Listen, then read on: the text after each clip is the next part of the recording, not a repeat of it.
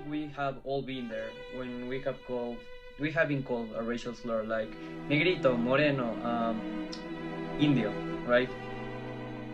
You might think it's not racist because I used to think that too. But if you think about it, why do we call out people for their color? This was born in New Spain, of course, and there were a lot of names for people who weren't like usual colors. So it was criollo, mestizo, casto, mulato, morisco, chino, tapatras. You know, it was super racist, and I think we should go deep into our story and realize what we have done with it.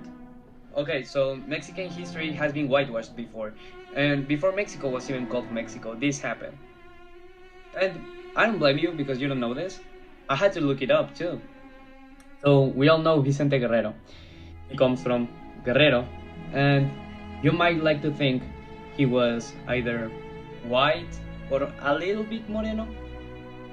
This isn't true.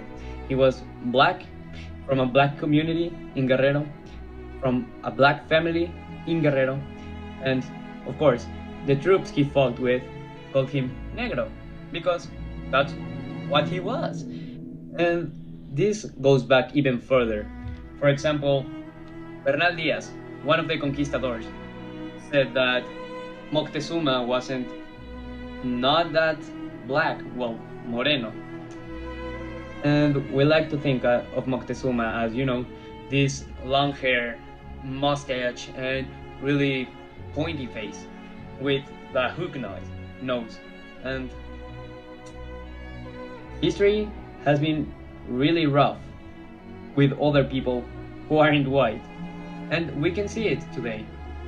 Let me give you a modern example. 2019, and a new movie just arrived. The name of the movie, I'm not longer here, ya no estoy aquí. What is it about?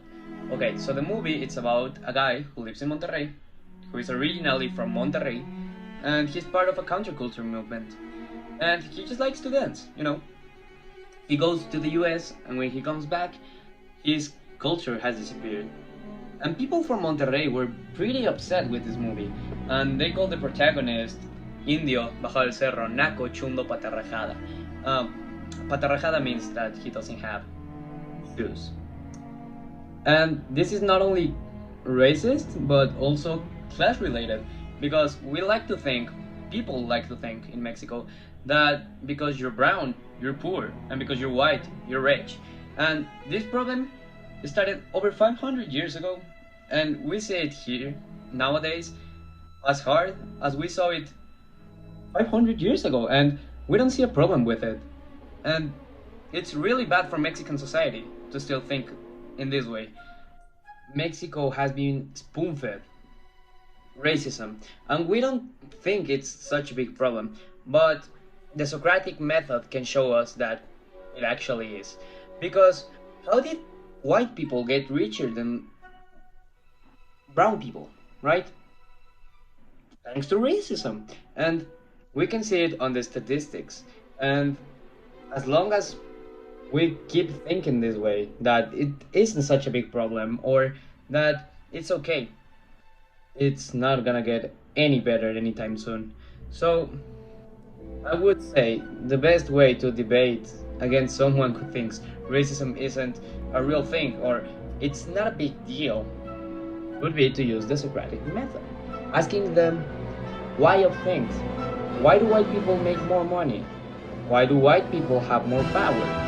Why do we see more white people in charges, like maybe the president? Why do we whitewash our history? Huh. Racism is a big deal in Mexico, even though people pretend it's not. Okay, so basically, over the last years, also, racism has been going with white people too, and with a new term called whitezican, right? In which you mock up white people for doing white things, which aren't white things, they're just things, you know? And the problem here is we're starting racism once again. when I actually thought that racism was getting over. And I had to question myself, why are we doing this? This is still racism. It doesn't matter how you look at it. You're mocking a person because of their appearance and their color. And this is not right. So, at the end of the day, we are just humans trying to have the best time that we can while we live here and to try and be happy. So, instead of mocking people on their looks, we should embrace our things, you know? Because you weren't asked if you wanted to be white, or you weren't asked if you want to be black. We're just born, and we're just humans.